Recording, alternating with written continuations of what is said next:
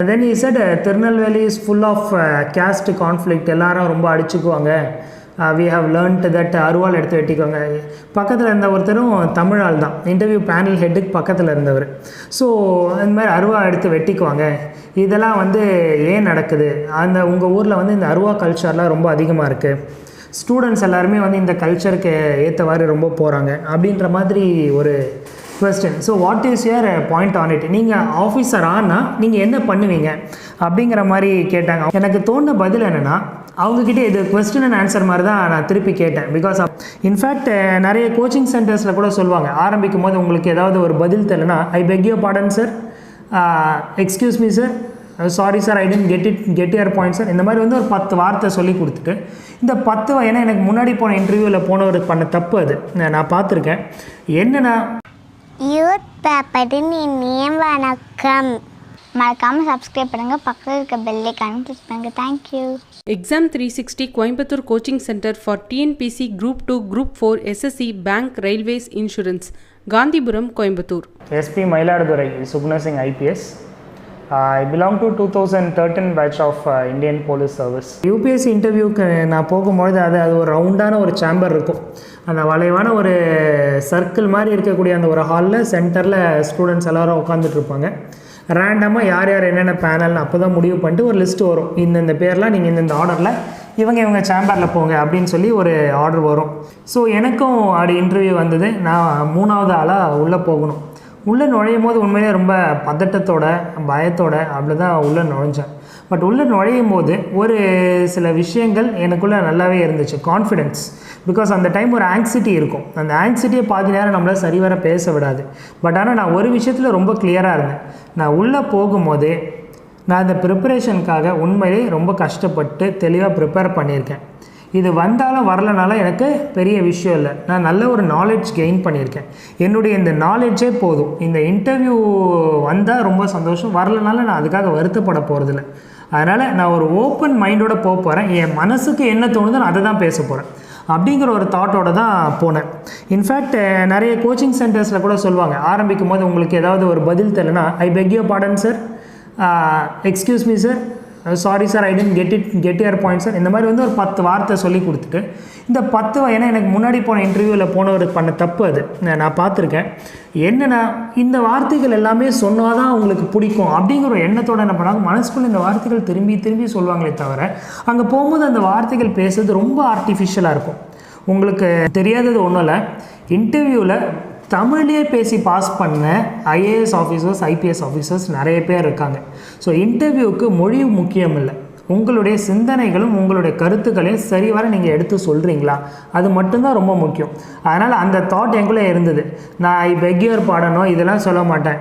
S sir, sorry sir, please sir, ஏன்னா English கூட அவ்வளோ இதுவாக இருந்தது கிடையாது. அவ்வளோதான். நமக்கு உள்ளே நுழைஞ்சோடனே respected madams and sirs, good evening everybody இப்படின்னு பேசுவாங்க. நான் அப்படிலாம் இல்லை, குட் ஈவினிங் ஆல், அவ்வளோதான். இப்படி தான் ஆரம்பித்தேன். காரணம் என்னென்னா, தட் இஸ் மை இண்டிவிஜுவாலிட்டி. அந்த ஒரு இண்டிவிஜுவாலிட்டி தான் காமிக்கணும். போய் குட் ஈவினிங் ஆல் சொன்னேன், உட்காருப்பாண்டாங்க, உட்காந்தாச்சு. பயமுங்கிறது ஆட்டோமேட்டிக்காக என்னாச்சுன்னா போயிடுச்சு. ஏன்னா நானாக இருக்கேங்க.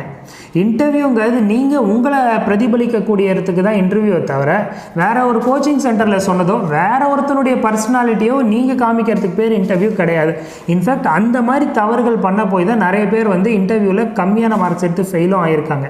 ஸோ நான் என்னுடைய பர்சனாலிட்டி என்னவோ என்னுடைய பர்சனாலிட்டிக்கு ஏற்றவர் தான் பேசினேன். என்னுடைய பர்சனாலிட்டி அவங்களுக்கு பிடிச்சிருந்ததுன்னா நல்ல மதிப்பெண் கொடுக்கட்டும், என்ன ஒரு நல்ல சிவில் சர்வெண்ட் ஆகட்டும். என்னுடைய பர்சனாலிட்டி பிடிக்கலைன்னா நல்ல விஷயம், இவன் வந்து சிவில் சர்வெண்ட் ஆகிறதுக்கான குவாலிட்டிஸ் இவங்ககிட்ட கம்மியாக இருக்கும்னு அவங்க எதிர்பார்த்துருப்பாங்க. நல்ல விஷயம், நீ எனக்கு கம்மியாக மார்க் கொடு, அப்போ நான் என்னுடைய குவாலிட்டிஸ்க்கு வேறு என்ன ஃபீல்டு இருக்கோ நான் அதை தேடி கூட போய்க்குவேன் அப்படிங்கிற ஒரு ஓப்பன் மைண்டோடு தான் பேசினேன். அண்டு நல்ல விஷயம் என்னென்னா, நான் இன்டர்வியூ அட்டன் பண்ணி முடிச்சுட்டு வந்ததுக்கப்புறம் அன்றைய தினம் போன பசங்களில் எனக்கு தான் ஹையஸ்ட் மார்க்ஸ் கிடச்சிது. Because I was true to my self and I was genuine to my self. நான் லோக்கல் தமிழ் தான் இப்போ வரோன்னா, சில இடங்களில் தமிழ் வார்த்தை தான் வரணும், தமிழ் தான் இப்போ சொல்லுவேன். இங்கிலீஷு சில இடத்துல தப்பாக வரணும், தப்பாக தான் பேசுவேன். ஆனால் மனப்பாடம் பண்ணிட்டோம், அடிச்சிட்டோம், நான் எந்த விஷயத்தையும் சொல்ல மாட்டேன். இதில் ரொம்ப கிளியராக இருந்தேன். இதே தான் அடுத்த முறை போகும்போது எனக்கு இன்டர்வியூ பேனல் போகும்போது உண்மையிலே ஒரு பர்சன்ட் கூட அந்த உள்ளே உட்காரும் போது ஒரு பயமோ பதட்டமோ இல்லை. பயம் இருக்கலாம், ஆனால் பதட்டம் வந்து நிறைய பேருக்கு இருக்கக்கூடாதுங்கிறது நான் சொல்வேன். கிடைக்குமோங்கிற பயம் நம்மளை அறியாமலே வந்துடும். ஆனால் இந்த பதட்டம் இருக்காது உங்களை நிறைய டைம் பதில் சொல்ல விடாது. ஏன்னா மார்க் இன்டர்வியூ என்னாச்சு, ஐபிஎஸ் பாஸ் பண்ணதுக்கப்புறம் நானே நிறைய பேருக்கு மார்க் இன்டர்வியூ நடத்தியிருக்கேன். ஏன்னா எப்படியெல்லாம் இது பண்ணணும்னு எனக்கு அப்போ தான் தெரிய வருது நிறைய பேர் பண்ணக்கூடிய தவறுகள் என்னங்கிறது. ஏன்னா மார்க் இன்டர்வியூனால் இப்போ நான் ஒரு இன்டர்வியூவராக உட்காந்து ஒரு 4 ஸ்டூடெண்ட்ஸ் கிட்ட ஒரு பேனல் மாதிரி என்னோடய ஃப்ரெண்ட்ஸ் ஒரு 4 பேர் உட்காந்து நீங்கள் சொல்லுங்கள் அப்படின்னு சொல்லும் போது இஷ்டத்துக்கு வந்து எல்லாருமே என்ன பண்ணுவாங்கன்னா அந்த டாப்பர்ஸ் இன்டர்வியூன்றது யூடியூப்லலாம் பார்ப்பாங்க.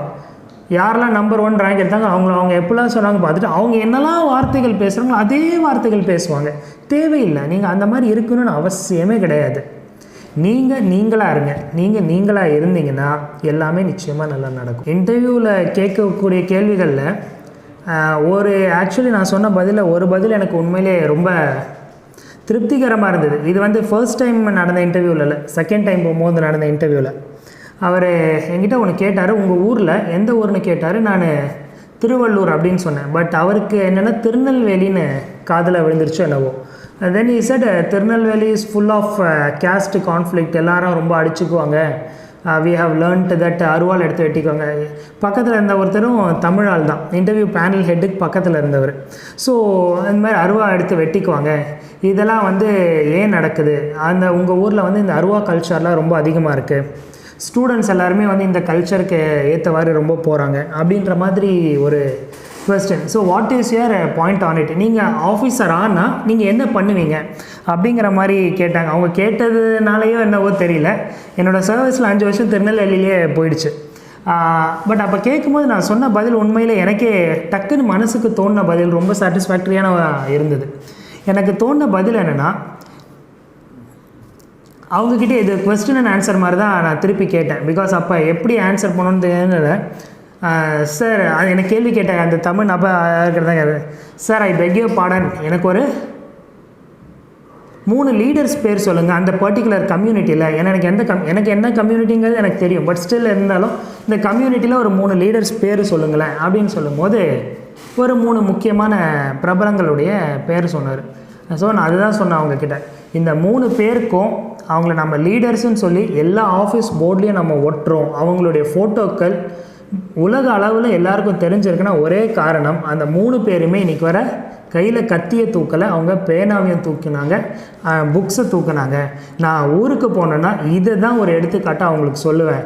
நீ கத்தியை தூக்குனீங்கன்னா பாளையங்கோட்டை ஜெயிலில் வேணால் உன் பேர் இருக்கும், இதே பேனாவை தூக்கினேன்னா உலகத்தில் எந்த மூலைக்கு போனாலும் உன்னை ரெக்கக்னைஸ் பண்ணுவாங்க அப்படின்னு ஒரு வார்த்தை சொன்னேன். அவங்க எல்லாருமே அதுக்கு ரொம்ப இம்ப்ரெஸ் ஆனாங்க. என்னுடைய the day I cleared அந்த சிவில் சர்வீஸ் என்னுடைய 3rd attempt பற்றி கொஞ்சம் சொல்லணும்னா, ஃபர்ஸ்ட் ஆஃப் ஆல் லாஸ்ட் 2 attemptsல லேர்ன் ஃப்ரம் த மிஸ்டேக்ஸ். என்னெல்லாம் மிஸ்டேக்ஸ் நான் பண்ணேன் அப்படிங்கிறத ஒரு analysis I made it for myself. எதெல்லாம் நான் தவறுகள் பண்ணேன், எதெல்லாம் வந்து நான் திருத்திக்கிட்டேன் அப்படிங்கிறத சொல்லும்பொழுது ஒரு முக்கியமான ஒரு விஷயம் வந்து நான் தப்பு பண்ணேன். என்னென்னா, இப்போ இந்த சப்ஜெக்டில் வந்து மொத்தம் ஒரு 10 டிஃப்ரெண்ட் ஃபீல்டு இருக்குது. எல்லா ஃபீல்டுலேருந்துமே கொஸ்டின்ஸ் வரும். லைக் ஃபார் எக்ஸாம்பிள் இதை வந்து history, geography, economics, polity, social science, mathematics, இப்படி எல்லாத்துலேருந்து அவங்க கேள்வி கேட்பாங்க. நமக்கு என்ன வருமோ அந்த விஷயத்தை ஸ்ட்ராங்காக வச்சுக்கணும், எந்த விஷயம் நமக்கு வராதோ அதை வந்து ஓரளவுக்கு நம்ம படித்தா போதும் அப்படிங்கிற ஒரு தாட்டை அப்போ தான் எனக்கு தெரிஞ்சுது. பிகாஸ் சிவில் சர்வீஸ் படிக்கல ரொம்ப முக்கியம் என்னென்னா, எல்லாமே நமக்கு தெரியணும் அப்படிங்கிறது இந்த ஃபீல்டோடைய எக்ஸ்பெக்டேஷன். பட் எல்லாமே கம்ப்ளீட்டாக தெரியணுங்கிறது எக்ஸ்பெக்டேஷன் இல்லை. ஸோ அதுதான் ரொம்ப முக்கியம்.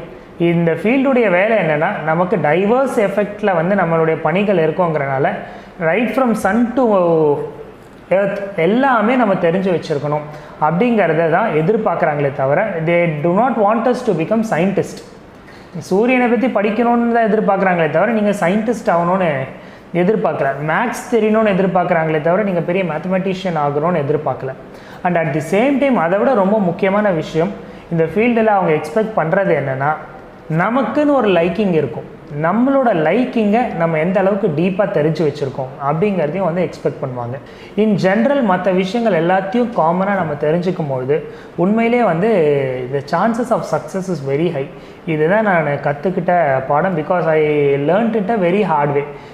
ஸோ பொதுவாக தெரிந்து கொள்ள வேண்டிய விஷயங்கள், பொதுவான விஷயங்களை நீங்கள் படிங்கன்னு தான் சொல்கிறாங்க. என்னெல்லாம் பேசிக்ஸோ அந்த பேசிக் ஃபண்டமெண்டல் உங்களுக்கு தெரிஞ்சிருக்காங்கிறத நீங்கள் தெரிஞ்சுக்கிட்டால் போதும்.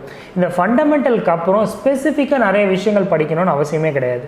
பட் எல்லா ஜென்ரல் விஷயங்களையும் படிங்க. இந்த விஷயத்தை நான் உண்மையிலே அடாப்ட் பண்ணேன். எப்படி கேள்வி கேட்டாலும் எனக்கு தெரியணும், எனக்கு தெரியாத விஷயமே அதில் இருக்கக்கூடாது. ஸோ இந்த ரெண்டுமே என்ன எக்ஸ்பெக்ட் பண்ணுறாங்க யூபிஎஸ்சிலங்கிறது தெரிஞ்சிருந்தது. தெரிஞ்சதுக்கப்புறம் உண்மையிலே தானே that was a success. Because again அந்த அட்டெம்ப்ட் ஆர்பிஐ முடித்ததுக்கப்புறம் 2012 நான் இந்த எக்ஸாம் கிளியர் பண்ணேன். I got in to IPS. Again 2013 திரும்ப ஒரு அட்டெம்ப்ட் கொடுப்போமேன்னு சொல்லி எழுதினேன். Again I got in to IPS. So அதுக்கப்புறம் எனக்கு ஃபெயிலியருங்கிற ஒரு விஷயமே வரல.